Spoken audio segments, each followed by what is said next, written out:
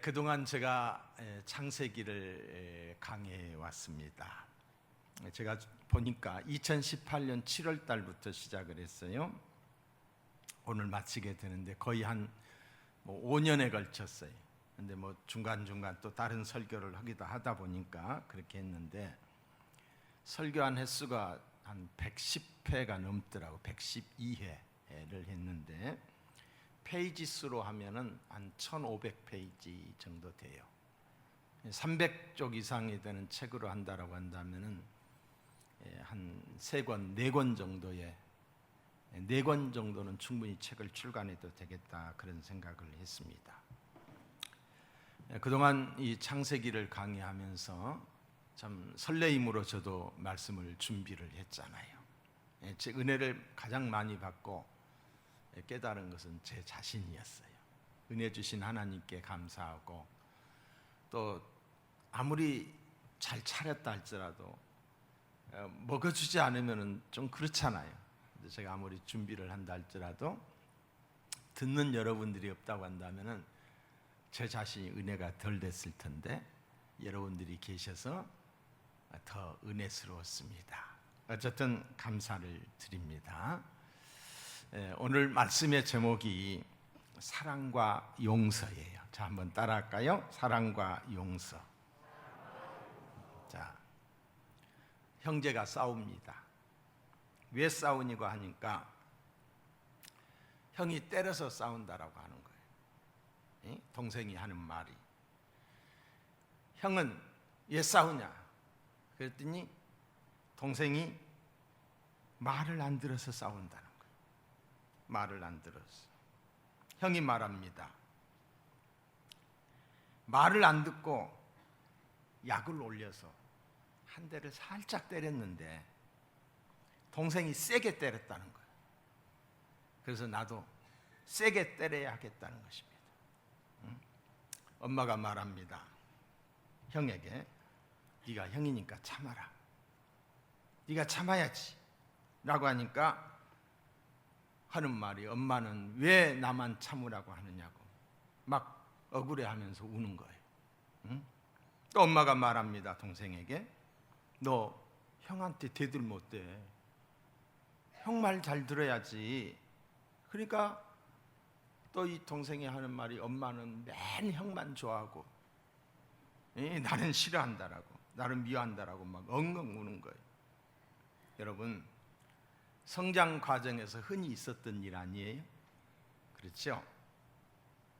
어릴 땐 왜 나만 참으라고 하는지 이해가 안 됐고, 나도 똑같이 때려줘서 속이 시원해야 하는데 못하게 하니까, 그렇잖아요?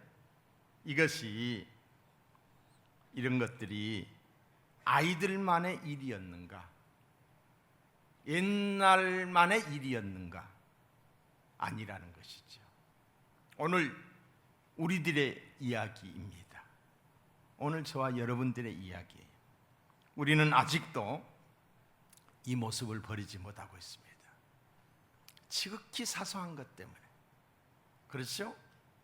서로 이해하면 될 것을 가지고 내 입장만 주장하다 보니까 싸움이 그치지 않는 거예요.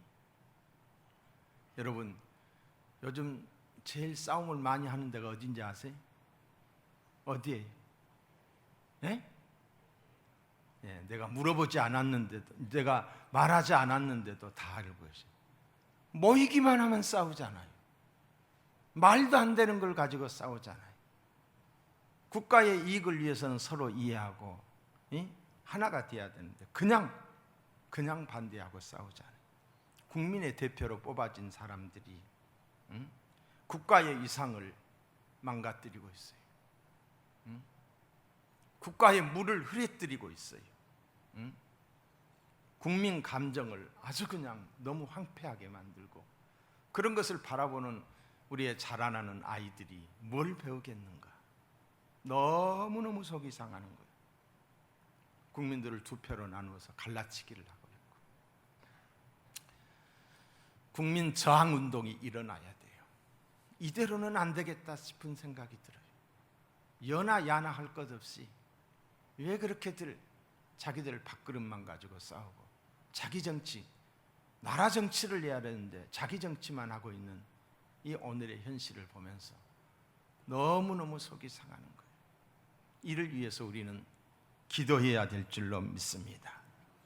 마태복음 6장 14절로 15절에 보시면은 너희가 사람의 잘못을 용서하면 너희 하늘 아버지께서도 너희 잘못을 용서하시려니와 너희가 사람의 잘못을 용서하지 아니하면은 너희 아버지께서도 너희 잘못을 용서하지 아니하시리라. 사랑하는 성도 여러분, 성숙한 신앙은 사랑과 용서로 증거가 됩니다. 사랑하고 사느냐, 용서하고 사느냐, 상대방을 배려하고 사느냐, 얼마나 정직한 삶을 살고 있느냐, 이런 것들을 통해서 신앙의 정도가 나타난다는 것이지요. 여러분, 사랑과 용서함으로 살아갈 수 있기를 주님의 이름으로 축복합니다. 아버지 야곱의 장례식은 국장에 버금가는 엄청난 장례식이었습니다. 지난주에 제가 말씀을 드렸듯이 연만하는데 40일이 걸렸어요. 그리고 곡하는 기간이 70일이었어요. 대단한 장례식이었죠. 장례를 마치고 나니 문제가 생겼습니다. 아버지의 죽음이 아들 요셉에게는 큰 슬픔이었겠지만은 다른 아들들에게는 근심과 두려움이 되었습니다. 죄 때문입니다. 형제들의 생각은 이러했습니다. 지금까지는 아버지가 살아계셔서 총리가 된 요셉이 우리에게 복수하지 않았지만은 이제 아버지가 돌아가셨으니 복수하지 않을까 걱정이 됐던 거지요. 이런 경우들이 있잖아요. 자식들 예우기까지는 내가 참고 산다. 그러나 자식들 결혼시키면 당신하고 안 살아. 이혼할 거야. 항원 이혼이 많이 일어난다고 그러죠. 어머니 살아계실 때는, 부모님 살아생전에는 부모님에게 아픔 주기 싫어서 내가 이혼하지 않지만은 우리 부모님 돌아가시면 나 이혼한다. 너하고 못 산다. 이런 경우들도 있잖아요. 이제 아버지가 돌아가셨으니 복수하지 않을까 걱정이 되었고 두려움이 앞섰던 것입니다. 그래서 오늘 본문 여기 15절에 보시면은 요셉의 형제들이 그들의 아버지가 죽었음을 보고 말하되 요셉이 혹시 우리를 미워하여 우리가 그에게 행한 모든 악을 갚지나 아니할까 하고, 이들이 요셉에게 어떤 짓을 했습니까? 요셉을 죽이려고 했어요. 아버지의 심부름을 따라 형들이 양을 치는 곳에 요셉이 오는 것을 보면서 형들이 야, 저 꼼쟁이 온다, 죽여버리자 하고 마른 우물에 빠뜨렸어요. 죽지를 않았어요. 우물 속에 빠뜨려진 요셉이가 목이 새도록 형 살려달라고 불부짖는 그 소리를 듣고 끄집어냈어요. 유다가 말합니다. 죽이지는 말자. 마침 그곳에 상인들이 지나가니까 그 상인들에게 돈 받고 팔아버렸어요. 악을 행한 거죠. 큰 악을 행한 겁니다. 여러분, 악을 행한 사람의 마음에는 평안이 없습니다. 두려움이 가득합니다. 그래서 성경은 이렇게 말합니다. 이사야 48장에 보시면은 여호와께서 말씀하시되 악인에게는 평강이 없다 하였느니라. 평안이 없어요. 좋은 집에서 살 수 있어요. 잘 먹고 살 수 있어요. 좋은 옷 입고 살 수 있어요. 그러나 마음에 평안이 없다는 거예요. 그래서 형들은 사람을 요셉에게 보냅니다. 요셉에게 사람을 보낸 까닭은 요셉의 마음이 어떠한지, 요셉의 동태를 살피기 위해서예요. 그리고 요셉에게 그 사람들을 통해서 말을 하게 합니다. 그게 바로 16절이에요. 요셉에게 말을 전하여 이르되 당신의 아버지가 돌아가시기 전에 명령하여 이르기를, 자 17절, 너희는 이같이 요셉에게 이르라. 내 형들이 내게 악을 행하였을지라도 이제 바라건대 그들의 허물과 죄를 용서하라 하셨나니 당신 아버지의 하나님의 종들인 우리 죄를 이제 용서하소서 하며 요셉이 그들이 그에게 하는 말을 들을 때에 울었더라 그랬어요. 이게 어쩌면 거짓말일 수도 있어요. 아버지가 살아생전에 말을 하려면 직접 하지 않아요. 직접 했을 텐데 아버지가 이런 말을 했다라고 요셉에게 전달을 하는 모습을 보게 됩니다. 요셉의 형들은 30년에 저질렀던 자신들의 죄, 자신들의 이 악 때문에 부들부들 떨고 있었다는 것을, 두려워하고 있었다는 것을 오늘 본문에서 우리는 보게 됩니다. 자, 여러분, 이에 대해 형들이 자신에게 악을 행했던 이 일에 대해 이미 요셉은 17년 전에 다 용서를 했어요. 이미 다 용서를 했어요. 처음 만났을 때 창세기 45장 4절로 5절, 그 전에 제가 설교했잖아요. 요셉이 형들에게 이르되 내게로 가까이 오소서. 그들이 가까이 가니 이르되 나는 당신들의 아우 요셉이니 당신들이 애굽의 판자라. 당신들이 나를 이곳에 팔았다라고 해서 근심하지 마소서, 한탄하지 마소서. 하나님이 생명을 구원하시려고 나를 당신들보다 먼저 보내셨나이다. 하나님이 하셨다고 그래요. 생명을 구원하시려고 하나님이 나를 먼저 이곳에 보냈다라고 말해요. 그러면서 용서했어요. 그때 17년 전에 이미 용서했는데 그들은 용서를 받아들이지 못했던 거예요. 그래서 용서했는데 용서를 받아들이지 못하는 그들을 보면서, 형들을 보면서 요셉이 울어버린 거예요. 울어버린 거예요. 요셉이 그들이 그에게 하는 말을 들을 때 울었더라고 그랬잖아요. 이미 용서했지만은 믿지 못하는 형들의 안타까움을 보면서 울었다는 거지요. 여기서 저는 우리 주님의 눈물을 보았습니다.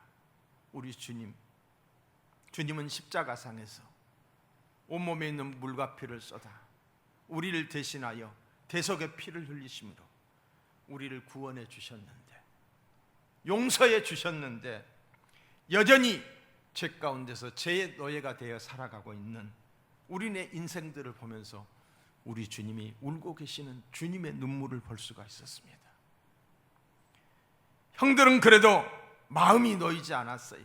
그래서 이번에는 직접 요셉을 찾아와 그 앞에 엎드려 절을 하면서 우리는 당신의 종이라고, 우리는 당신의 종이 되겠다고, 용서해달라고, 어쩌면 목숨만 살려달라고 이렇게 이야기를 하는 거예요.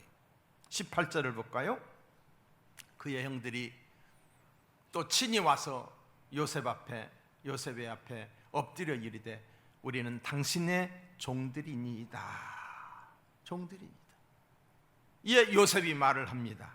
19절, 요셉이 그들에게 이르되 두려워하지 마소서. 두려워 떨고 있는 그들에게 두려워하지 말라고 말합니다. 그러면서 하는 말이 내가 하나님을 대신하리이까. 내가 하나님을 대신하리이까. 하나님이 하시는 일을 내가 할 수 없다는 것입니다. 이 말은 아무나 할 수 있는 말이 아니라고 생각이 들어요. 깨달음이 없이는 할 수 없는 말입니다. 역사의 주관자가 하나님이 되심을, 내가 어떻게 하나님이 하실 일을 내가 하겠느냐는 거예요. 오직 하나님만이 심판주이시고 하나님만이 생사화복을 주장하시는, 흥망성쇠를 주장하시는 하나님의 주권을 인정하는 신앙의 모습을 보게 됩니다. 자, 20절을 보겠어요. 당신들은 나를 해하려 하였으나 하나님은 그것을 선으로 바꾸사 오늘과 같이 많은 백성의 생명을 구원하게 하시려 하셨나니. 하나님께서 형들의 악행을 통해, 형들의 악을 통해 많은 백성의 생명을 구원하는 방향으로 섭리하셨다는 것이며, 섭리하셨다는, 요셉은 이렇게 믿었어요. 이게 요셉의 신앙 고백이에요. 요셉이 형들을 진심으로 용서할 수 있었던 것은 하나님의 섭리에 대한 이해가 있었기 때문에, 하나님의 섭리에 대한 이해가 있었기 때문에 형들을 용서할 수 있었던 거예요. 여러분, 날 때부터 맹인된 사람, 태어나서 보니까 앞을 보지를 못하는 거예요. 제자들이 묻습니다. 요한복음 9장에 보시면은 이 사람이 맹인으로 난 것이 누구의 죄로 인함이니까? 자기의 죄이니까? 그 부모의 죄이니까? 어떤 문제가 있을 때에, 어려움이 있을 때에 죄로 생각했던 거지요. 물론 죄값으로 어려움이 올 수도 있습니다. 그러나 그런 것은 회개하면 돼요. 근데 예수님이 말씀하십니다. 9장 3절에 보시면은 이 사람이나 그 부모의 죄로 인한 것이 아니라 그에게서 하나님이 하시는 일을 나타내고자 함이라. 하나님이 허용한 고난이었어요. 우리가 죄 때문에 어려움을 당할 수도 있지만은 하나님이 우리를 더 크게 쓰기 위해서, 하나님의 영광을 위해서 허락된 고난도 있다는 것입니다. 요셉은 자기에게 일어난 모든 악을 하나님이 선으로 바꾸어 주셨다라고 말하고 있습니다. 그러므로 끝까지 그가 인내할 수 있었다는 것이지요. 우리는 어떻습니까?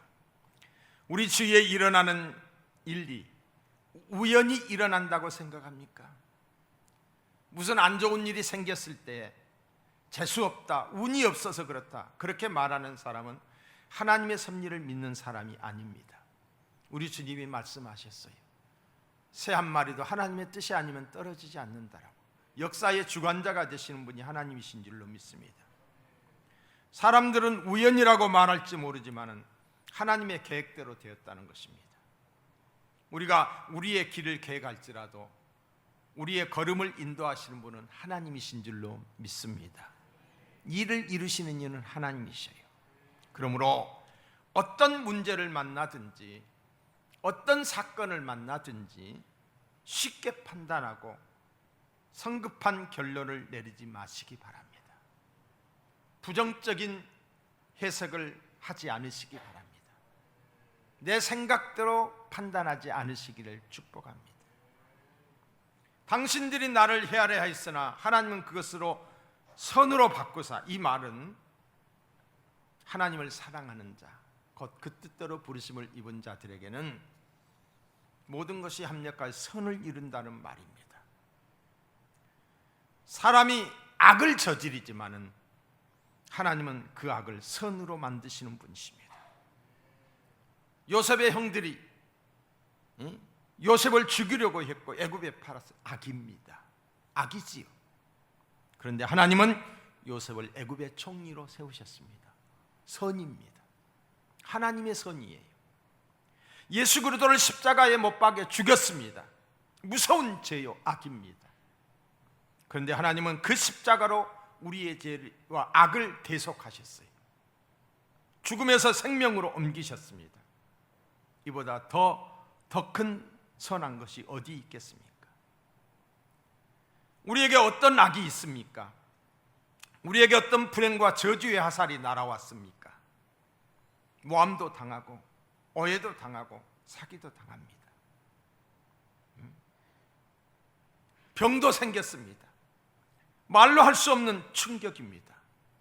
어떻게 해야 합니까? 하나님은 그 악을 선으로 바꾸십니다. 엄수 갚는 것을 하나님께 맡겨야 합니다.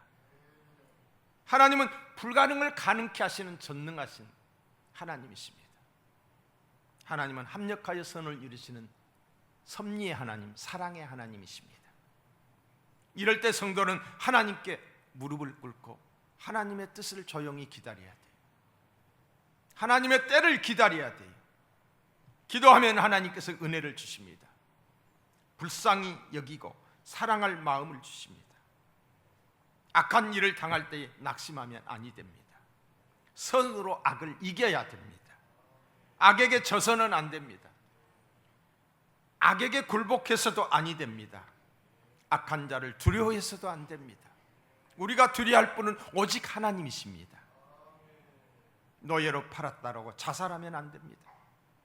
요셉이 노예의 신세가 됐고 감옥에 갇혔다라고 인생을 비관하지 않았습니다.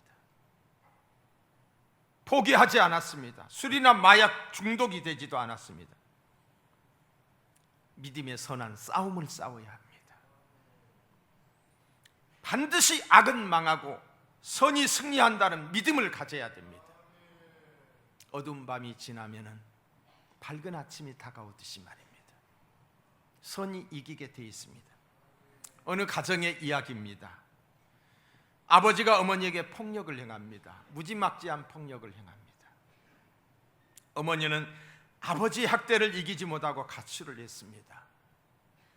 3남매는 졸지에 고아가 됐습니다. 뿔뿔이 흩어졌습니다. 어린 나이에 그 아픔, 그 서러움, 부모를 향한 그 그리움, 이루 말로 할 수 없었겠지요. 어머니가 어렵고 힘들었지만은 그럼에도 참았더라면 자식들은 그렇게 어렵고 서럽게 살지는 않았을 텐데, 아버지의 폭력은 악입니다. 가출은 악을 이긴 것이 아니라 악에게 진 것입니다.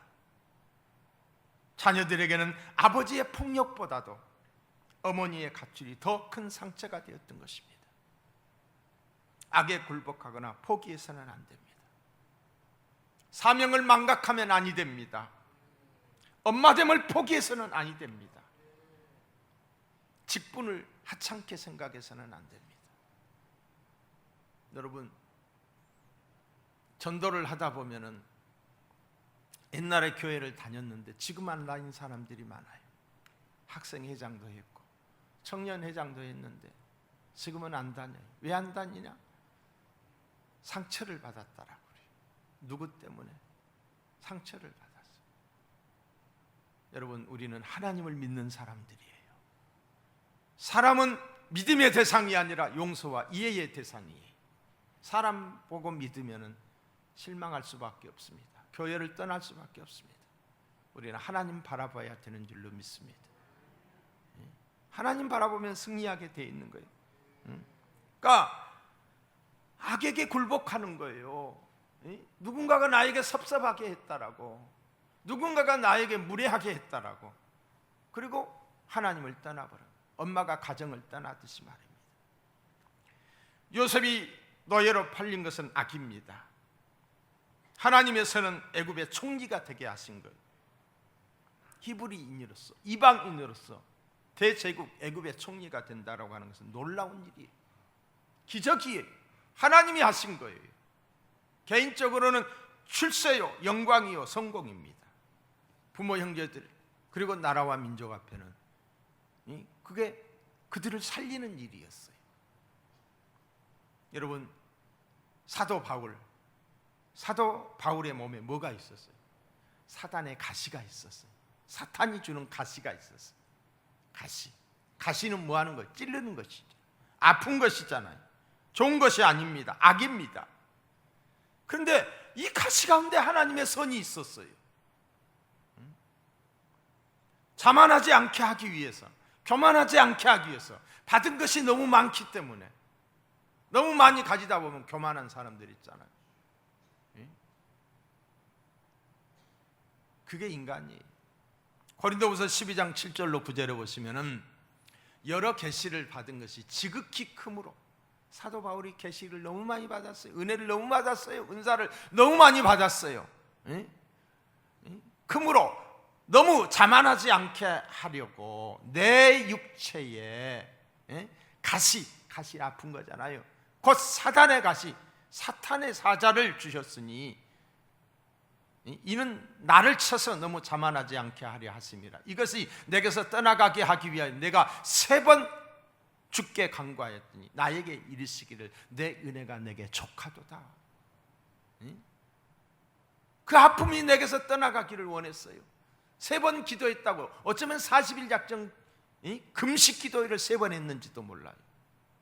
그런데 내 은혜가 족하도다. 너에게 사단의 가시, 악이 있음으로 말미암아 네가 교만하지 않고 네가 겸손하게 끝까지 쓰임받을 수 있다는 이런 내용이 아닌가, 이렇게 생각을 해요. 나는 위대한 과학자보다 신실한 크리스찬이 되고 싶다라고 하는 책 제목이 있어요. 나는 위대한 과학자보다 신실한 크리스찬이 되고 싶다. 이 책의 저자는 정근모 박사입니다.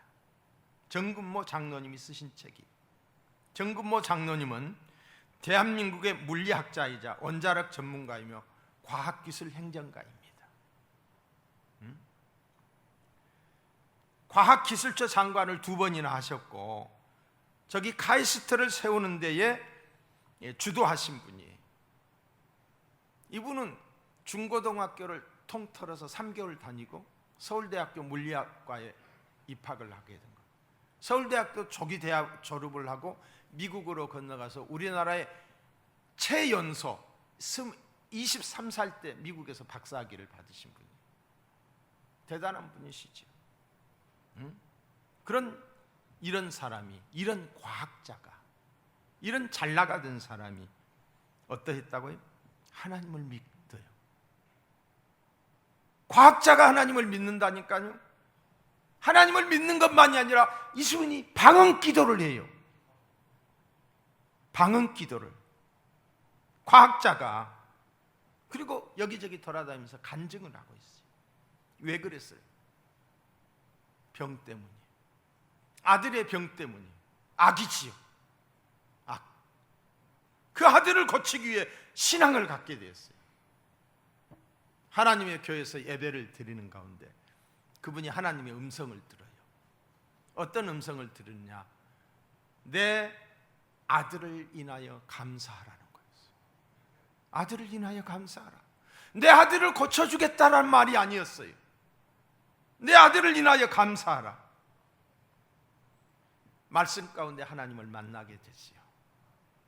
그러면서 그가 겸손한 신앙인이 되게 되는 거예요. 정근모 박사님은 아들 때문에 하나님을 믿게 되었고 하나님의 일꾼으로 쓰임받을 수가 있었습니다. 장관 재직 시에도 주일이면 어김없이 교회에 와서 단 한 번도 주일을 범하지 않고 자기가 맡은 직분에 최선을 다하고 성실했다는 거예요. 꾸준히 했다는 거예요. 집사로서 장로로서의 직분을 소중하게 생각하고 그 사명을 감당했다는 거예요. 여러분, 하나님 앞에서 신실하시기 바랍니다. 우리에게 맡겨진 사명, 찬양대를 하든 구역장을 하든 교사를 하든 내 자리 내가 하나님 앞에서 지키면서 최선을 다해야지요. 기분 내키면 하고 기분 내키지 않으면 안 하고, 이건 아니라는 것입니다. 많은 일을 하면서도 국내에 그 원자력, 오늘의 원자력 그런 분들이 계셨기 때문이에요.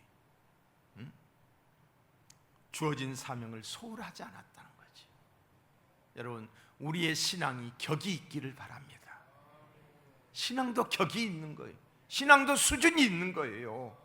하나님 보시기에 신실한 자가 되기를 축복합니다. 사랑하는 성도 여러분, 어려운 일을 당할지라도 하나님의 선을 놓지 말아야 합니다. 하나님의 선을 가슴에 품어야 됩니다. 가정을 지켜야 됩니다. 직분을 소홀히 하시면 아니 됩니다. 소중히 여기고 믿음을 지켜야 됩니다. 하나님이 이루실 선을 소망해야 합니다. 부정적인 일에 집착하지 말고 부정적인 말하지 말아야 돼요. 안 된다, 못한다, 못 살겠다 이런 말 하지 말아야 돼요. 하나님이 주신 비전, 꿈을 붙잡아야 합니다.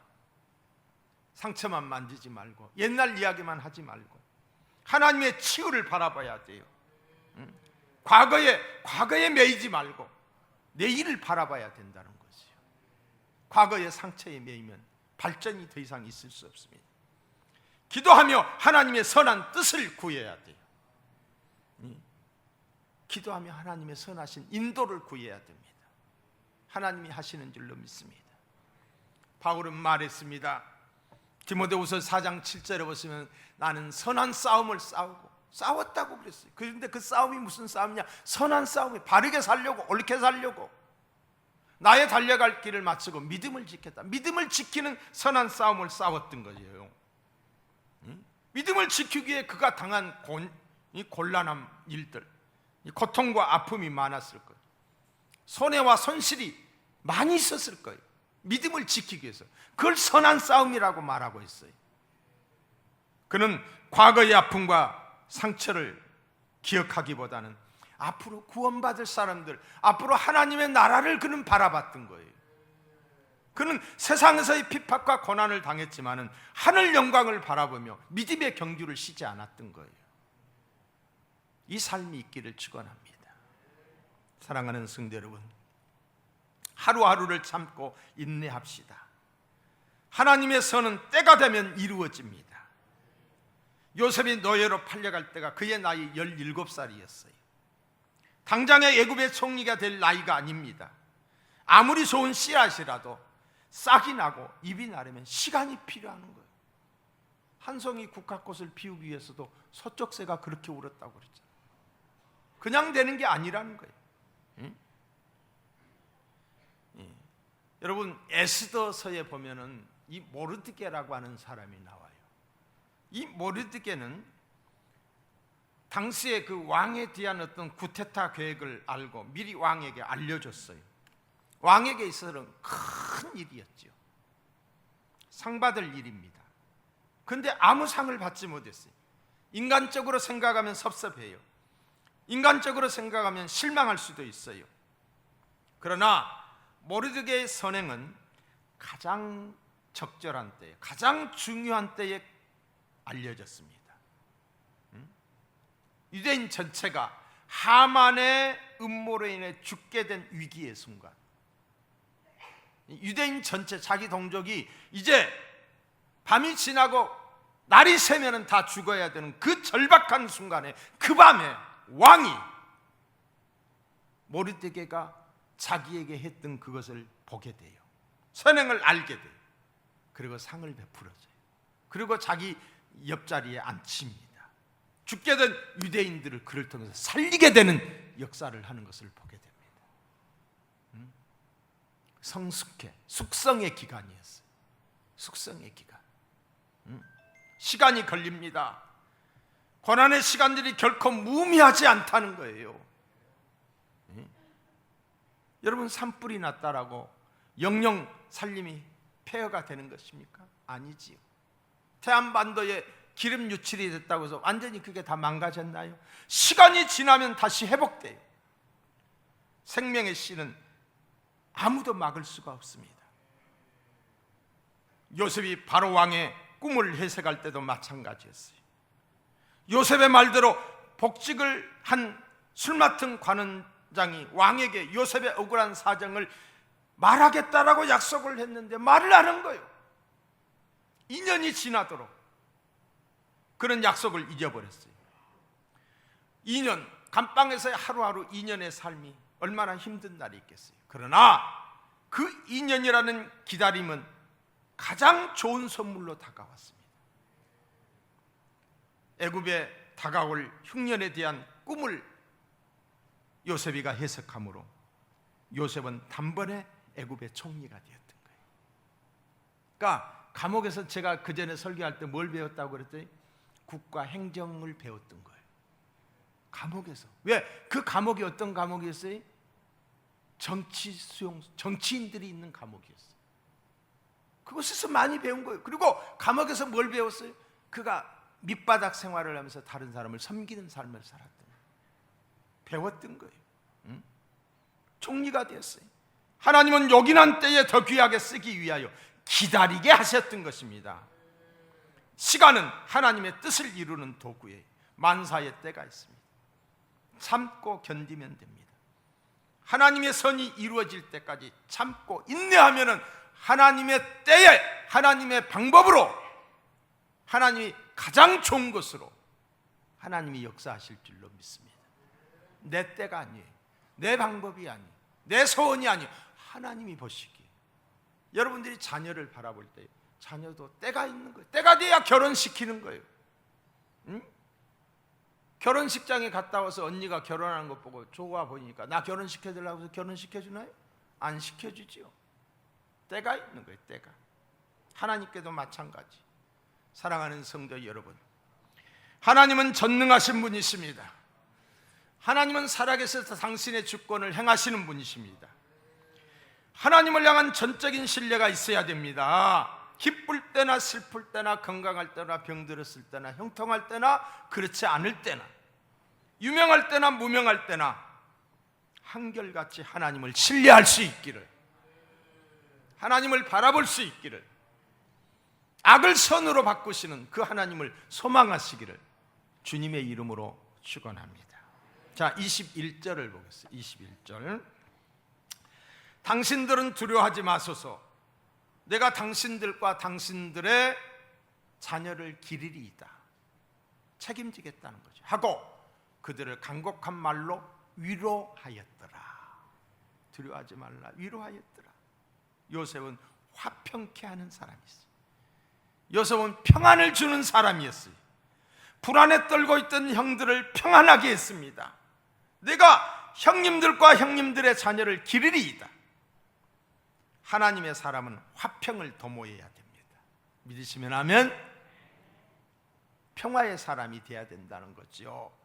고린도후서 5장 18절을 보시면 그가 그리스도로 말미암아 우리를 자기와 화목하게 하시고, 하나님이 그리스도로 말미암아 하나님과 나, 하나님과 우리, 죄로 말미암아서 이 관계가 단절이 됐어요.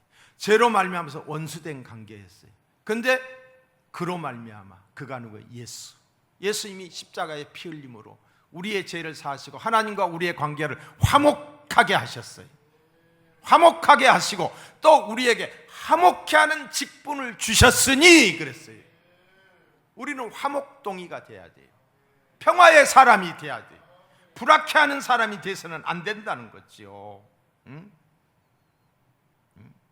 피스메이커가 돼야 됩니다. 에베소서 4장 32절의 말씀을 보시면 서로 친절하게 하며 불쌍히 여기며 서로 용서하기를 하나님이 그리스도 안에서 너희를 용서하신과 같이 하라고 그랬어요. 용서하며 살라는 거지요. 요셉은 자기를 죽이려고 했던 형들을 용서해 주었습니다. 그뿐만이 아니라 형들의 생계와 조카들의 교육에 대해서 책임지겠다는 거예요. 용서하는 것만도 위대한 일이거늘 가족들까지 책임지겠다. 많은 사람들이 용서를 한다고 하지만 말로만 하는 경우들이 있어요. 입으로만 하는 경우들이 있어요. 형식적으로 용서를 흉내내는 경우들이 많아요. 성경적인 용서는 말로만 하는 형식적인 용서가 아니라 행함이 따르게 돼 있어요. 행동이 따르게 돼 있어요. 실제적으로 해야 되는 거예요.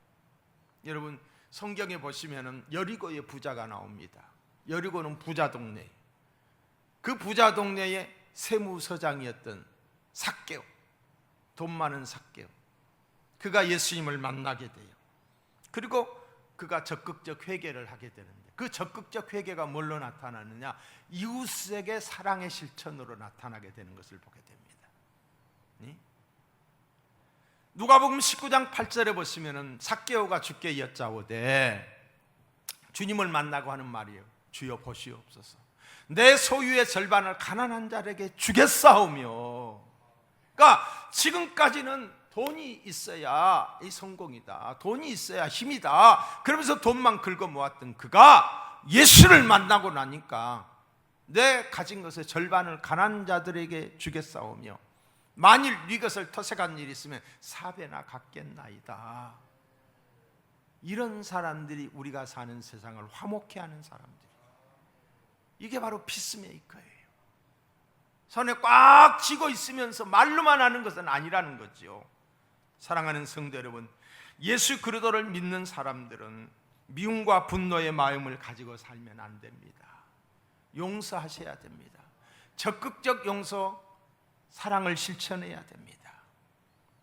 예수님의 사랑으로 용납하고 이해하며 사랑하고 섬기는 삶을 살아야 됩니다. 어떤 사람이 이렇게 말을, 나는 절대로 용서 못해. 나는 죽어도 용서 못해. 내 눈에 흙 들어가기까지는 용서 못해. 이거는 그리스도인의 말이 아니에요. 하나님으로부터 용서받은 저희들이 은혜를 받았다라고 한다면, 진짜 그리스도인이라고 한다면 용서하며 살아야 돼요. 용서하세요. 네? 상대방이 나에게 잘못한 죄가 내 안에 머물면은 어때요? 내가 괴롭잖아, 내가 힘들잖아요, 내가 병되잖아요. 상대방이 잘못한 것이 내 안에, 그 죄가 내 안에 있어요. 그게 악이 내 안에 있어요. 그걸 뭘로 없이 할 수가 있나요? 용서로 없이 할 수 있다니까요. 용서로. 그걸 붙들고 언제까지고 분한 마음을 가지고 사나요? 가장 치명적인 피해자는 자기 자신이에요. 자기 자신. 용서해야 돼요. 사랑하는 성도 여러분, 용서할 수 있기를 바랍니다. 사랑의 마음, 감사의 마음, 용서함을 가지고 살아가는 저와 여러분이 다 될 수 있기를 주의 이름으로 축원합니다.